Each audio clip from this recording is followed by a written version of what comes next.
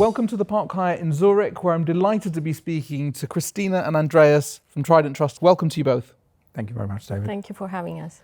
Well, really excited to be seeing you both here in Zurich. Trident are one of the sponsors of our dinner tonight. Great to be working with you on that. Perhaps you'd tell us a little bit more about your interest in Zurich and the business that you see in Switzerland. Well, Switzerland's always been very important for us, as a group. We've had a presence here since 1989. And, through that office and with the, connections within group and, the various jurisdictions where Trident has a presence, of course, we've been working with professionals here in Switzerland, whether it's the banks, the professional intermediaries, the tax advisors, the wealth planners. So working in collaboration with the, associates to, really service those clients from private clients to, those that have the corporate needs for structuring, etc. So working with the planners really to implement the structures necessary for the clients. So in collaboration with our office here, we're here from Cyprus for to meet those clients and for the event. But quite commonly, other offices of the group also visit Switzerland because it is, as I said, an important jurisdiction for the group. Great. I mean, it's a very joined up team, isn't it, tonight, Christina? You're from Cyprus, but you've got your local office here. You've got colleagues from the Channel Islands. You commonly working across the Trident group of offices to find solutions for clients. Indeed, and that is the benefit of belonging to an international group, and especially Trident. We do talk to each other on a daily basis, trying to work together and implement international structures that will combine different jurisdictions that our group has present. So yes, we work very closely with Trident, Zurich, Channel Islands, and the rest of the group. Fantastic. And maybe breaking down some of the intermediaries that are present in the Swiss market. You've got funds and wealth managers, for example, that might need new structures to run assets, or the tax and legal advisors looking for trust structures. I mean, what are some of the scenarios that you most commonly work with out of Switzerland? Look, I mean, historically, things were much simpler. And the very common sort of requests that we would see from Switzerland is more around sort of banking solutions. So typically just needing a simple sort of corporate structure to hold a private investment account. I think things have become a bit more challenging since then. Circumstances change in jurisdictions as to, the requirements for, the holding structures for those investments. So, we still see that with regards to the corporations we have with the various, banks and wealth managers. But we see that we've become a lot closer to clients and the advisors. So whether it's on the tax advice, the legal advice, and to really help clients structure the wealth. Nowadays, it's a lot more important for clients to be considering succession. I think people have become a lot more mobile. So you're getting the requirements for multi-jurisdictional solutions and structures for clients. Again, that's where we work very well with the local advisors, so that no matter how complex that structure is, we could come in as Trident, offering the various solutions across the range of jurisdictions where we have a presence. Now, whether it's on the corporate side, on the trust side, the fund side, foundations, etc. So a full spectrum, if you like, of services and jurisdictions to help clients really find that solution and for structuring purposes. Very interesting. It's very much about partnerships, isn't it, with other professionals, because where there is a lot of complexity, the lawyers or the bankers involved need to know that in Cyprus, if you're supporting them with a structure from there, that you've got the precision and responsiveness, isn't it? So perhaps, Christina, you could tell us a little bit more about the office in Cyprus, the people, the staff that you have there servicing the clients you work with. So we are 100 people on the ground, from lawyers to accountants to former bankers, immigration, because Cyprus is offering relocation and headquartering. So we are trying to be a one-stop shop for the clients. We like to welcome the clients to our office, and when we are talking about relocation, especially with their families and small children, we'd like to be next to them so they can feel comfortable with a smooth transition from where they come from and relocating to Cyprus. Interesting, great. And I had the pleasure to visit Cyprus back in April, brought my family, and we did some meetings as well. And it was terrific to meet some of the professionals on the ground, to hear from them. And what came across loud and clear was the funds industry is really a great space for the jurisdiction. Heard the story about the growth in the industry over a relatively short time to start competing with other major fund centres. I mean, how do you see the growth of the funds business, Andreas, from Cyprus? Well, look, I mean, I think Cyprus, as an EU sort of jurisdiction for funds, was sort of the newcomer, if you like, for the fund industry, or the European fund industry. It took a while for Cyprus to get all the legislation, framework, everything set up. But I suppose that benefit of being sort of the latecomer was that in order to design that framework, the legal framework, tax framework, and as you said, there is a great pool of professionals in Cyprus. We were able to sort of compare with other European options and obviously offer some additional advantages there. So I think as far as the framework, the advantages, Cyprus can be or is very competitive. But I think what Cyprus is still missing is that the traction in terms of getting the number of funds, so that a lot of these investors, they come and they see the experience, or which I think Cyprus is still working towards gaining. But I think with the number of new registered funds, year on year, I mean, it's only increasing. So I think it's just a matter of time before it is seen as that reputable jurisdiction in the fund space as well. If I may add, David, on that, I mean, Cyprus, we were talking, the target market for Cyprus initially was the small to medium fund managers because of the cost effectiveness. And obviously, cost has risen. Inflation, we see, is going up. However, nowadays, and I mean, while we are talking, we are discussing with very big fund managers using Cyprus as a fund jurisdiction domicile for investments between either Europe or the Middle East. So the good thing is that in a very short time, as you said, Cyprus has managed to put the name up front, to show the professionalism that there is there, the expertise, the seriousness, the strict regulations, following the AIFMD directive, and managing to attract not only, yes, the small to medium fund managers, but nowadays we are talking about big, large fund managers as well.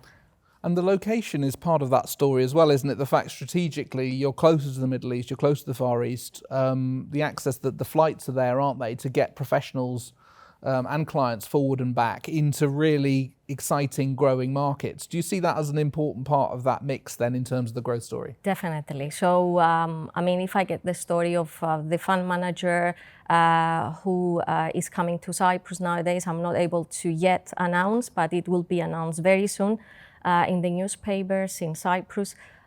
It's from Middle East, investors from Middle East, that they were looking into different EU jurisdictions. They needed the EU investors as well, so they had to have an EU jurisdiction. What has played a big role here is the culture. So Cyprus is European, but also we have the Middle East culture as well. So we are a mix of both. So it was easy for them to do business with us. Also, the regulator is quite friendly to new fund managers wanting to use Cyprus. So it's very easy to get the regulator on the call or on a meeting and talk to them and try to find solutions. But also the professionals. So yes, the location of Cyprus is very much important. Because also the India fund management market is huge and very interesting for Cyprus, partly because of the strategic location, but also bilateral agreements between the countries and a willingness to do business. Have you seen that coming through also? Yeah, I mean, there is more and more interest from India, especially after the recognition of the Cyprus funds from the regulator in India, which helps with the lighter, due diligence procedures, etc. So there is an increased interest, but the good thing is that what we are seeing is interest from various other jurisdictions as well. So UK is one of the jurisdictions that have seen Cyprus, especially if investing into the Middle East, as we say, or Israel. We have seen the Middle East in the shipping industry as well. So shipping companies establishing funds in Cyprus, calling in investors, and we see German investors investing through the Cyprus funds for shipping strategies. So it's a good mixture of, you know, international market and not just specific markets. Fascinating. And Andreas, in the fund space, but more in the private client side, are you starting to see more family offices using fund structures to organise and administer assets? It's a very different proposition to the big institutional players coming into the market. Perhaps families can actually take more of a view on and want to be more nimble using fund structures in Cyprus. How do you see You're that right. family I office mean, space? there is the element of the funds, but with you know, family offices in general, I mean, it's been a while that we've seen more and more family offices actually locate in Cyprus.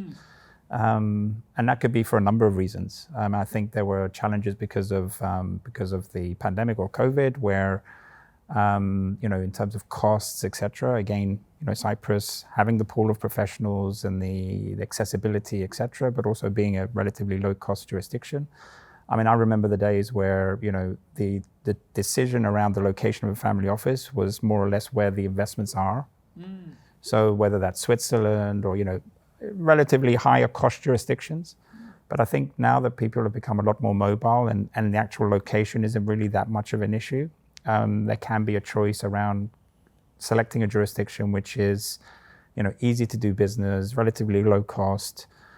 So we have seen more and more, you know, interest for that setup. And, you know, in addition to, you know, those elements, there's also the government strategy around attracting, you know, businesses, talent to Cyprus. So there's a number of incentives that are available for businesses to relocate, which apply in general to, you know, any setup and you know, third country nationals or, you know, employees relocating to Cyprus, you know, from a tax perspective. Is it easy to bring in existing staff into a new HQ setup in Cyprus? That's often a challenge in many markets where you'd like to have a HQ, but practically speaking, bringing in key members of the team can be a stumbling block. Yeah, How do you see that? As Christina said, it's something that we had to get into because obviously we could see the trend. But the good thing here is that it was a government initiative. So obviously it's something that the jurisdiction wants to promote. So therefore, in terms of that application process, you know, for the working visas, for the setup of the company and what's needed to have that relocation or to assist that relocation, you know, there is the support there. So it is a relatively simple process. And that's how, you know, even service providers like Trident can assist clients with it, because it is, you know, a relatively straightforward service that we just have as a bit of an add-on to assist those existing clients with the setup. And what are those clients looking for new corporate HQ in Cyprus looking for? What appeals? Is it like you're in the European time zone, you've got the people you can hire, you've got the stability of the regime, more access to government? What are the sort of tick list of things where you've seen successful relocations come through? What was the mix that brought them to Cyprus? Well, okay, I mean, I think all of the points we mentioned previously about the, you know, the ease of doing business, the low cost, etc. I mean, that's a fact for Cyprus and has been there. The additional incentives now for the tax breaks, plus another important area is around substance. Because as we can see, you know, whether it's offshore or even now onshore with the European directive or the unshelling directive or ATAD 3, you know, suddenly, you know, a lot of these structures are going to need proper substance. And it's not just a, you know, a service from a service provider, but they're going to need actual, you know, employees, directors within the structures. So, you know, this sort of goes hand in hand where you can have the family office set up, for example, and once you have your staff there, they can also be providing some of the solutions around the substance requirements as well. Now, it may not be for the family office, but even just having structures through Cyprus or using the benefits of a Cyprus holding or other structuring through Cyprus, having, you know, headquarters there, again, you know, you can get all of those benefits and, you know, tick that box in terms of substance as well. And it's really moving the discussion on from jurisdictions where you can have thousands of entities managed by, it really has to be physical premises, people, and activity and decision making. Yeah. So that's very. But it's not to say that these companies or these setups won't need this local support. Sure. So there still is a role for the service provider, if you like. Sure. And it's not to say that we can't also have joint appointments on boards, etc., because we can provide that local expertise, and also, as we've said before, the jurisdictional presence of Trident and being sort of like the party locally that can assist with any of the services or the jurisdictions that Trident has a presence. And I mean, there's been a lot of innovation also in Cyprus in the area of the patent box, hasn't there, Christine? I mean, it's something we talked about before. Perhaps you could explain a little bit more about that and how you seeing that being used. Yeah. Well, the Cyprus IP box regime, which actually provides a favorable tax incentives for companies within the ICT and the patent world to relocate to Cyprus and to have business there. So we have seen a lot of Israeli companies establishing their headquarters. We also, the Cyprus government is also trying to attract pharmaceutical companies, which we have seen. And actually, what the IP box regime offers is that 80% of the profits generated, which are related to the research and development, are exempted from tax. So the effective rate eventually reduces up to 2.5%. But also the incentives that Andreas mentioned before in terms of the staff relocating to Cyprus, because we need to attract talent. We need to attract the expertise of IT is another factor that Cyprus is nowadays seen as a technological hub for companies of that sector. I would also like to add that the family reunification visa as well, the simplicity of applying for the families to come in Cyprus demonstrates that Cyprus is ready to welcome the talents and international people moving into Cyprus.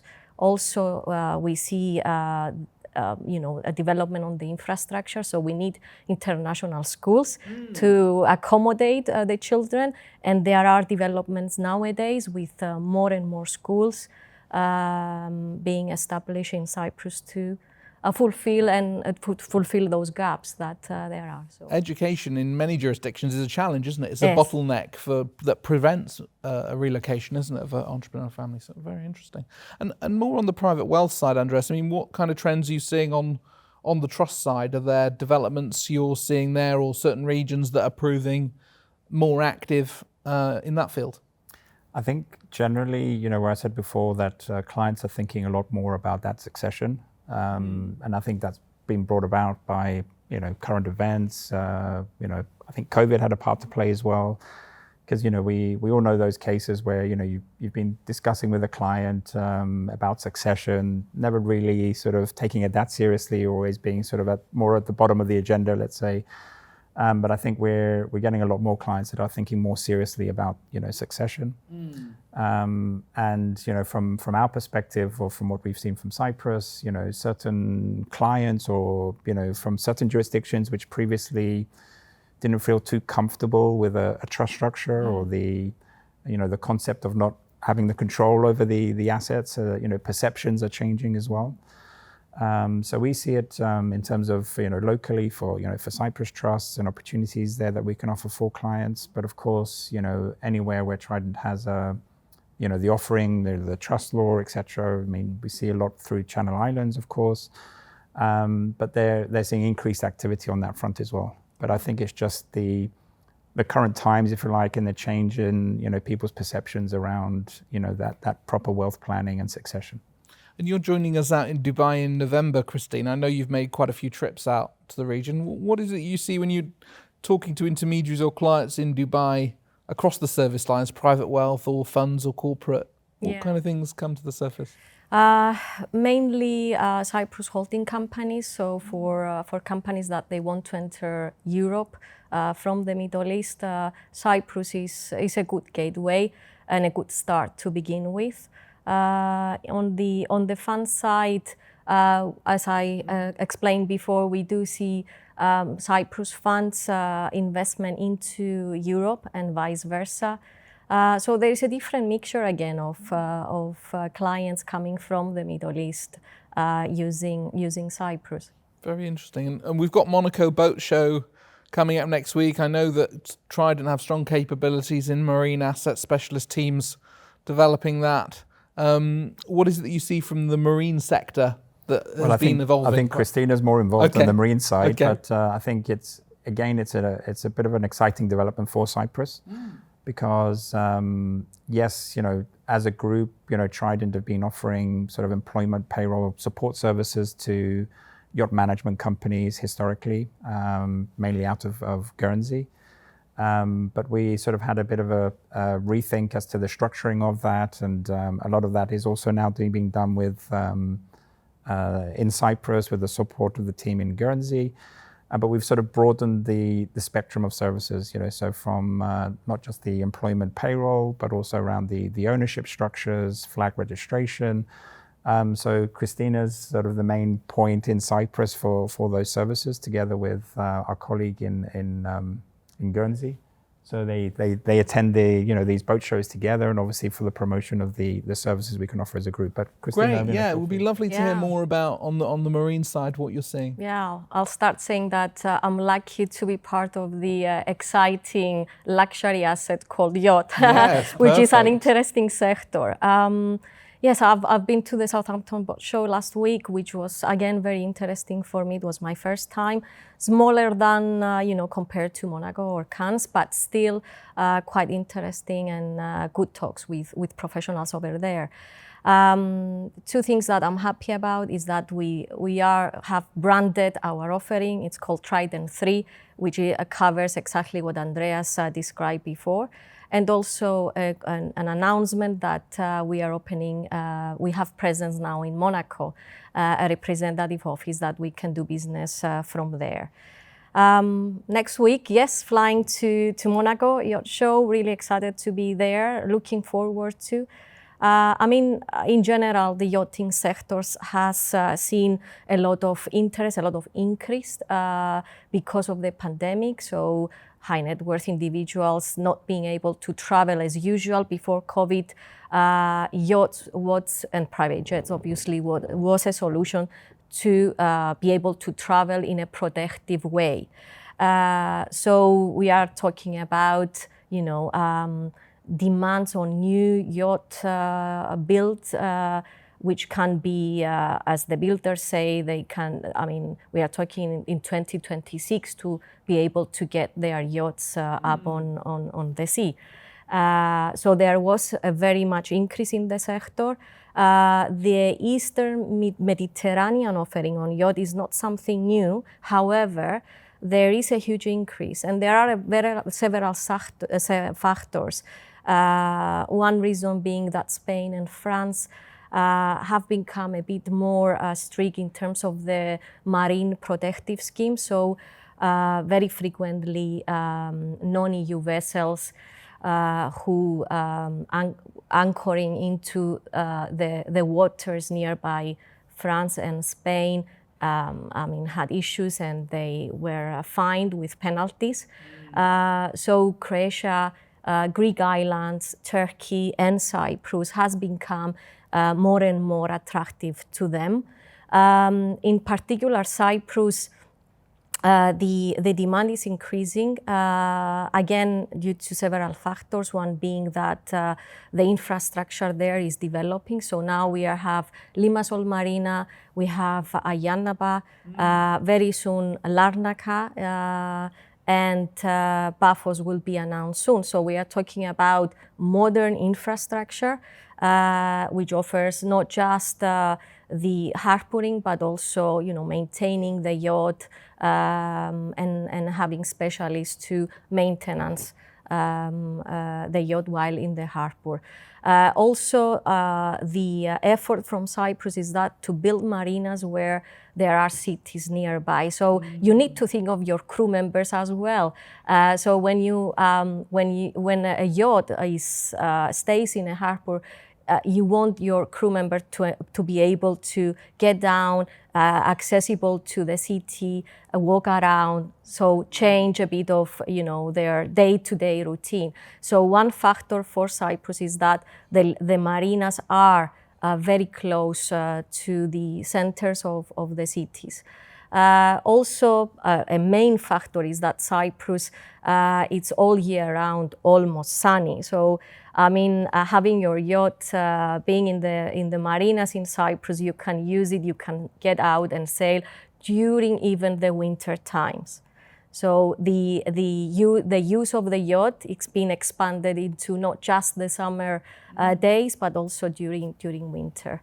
And this is also part of a government initiative as well, because obviously understanding that providing that infrastructure is not just for the yachts, because obviously it's the clientele that come with it. So when a high net worth individual is trying to consider location, whether it's for the family office or for them personally, it needs to be in a location which can offer that variety, even for the pleasure yacht, for example. So we know that providing that infrastructure, that facility will provide much more for the island as well and for the industry. Well, great to talk to you both today. Really look forward to seeing you for the dinner tonight, and we look forward to sharing this with our members. Thanks Thank very you, much, David. David. Thanks for having us.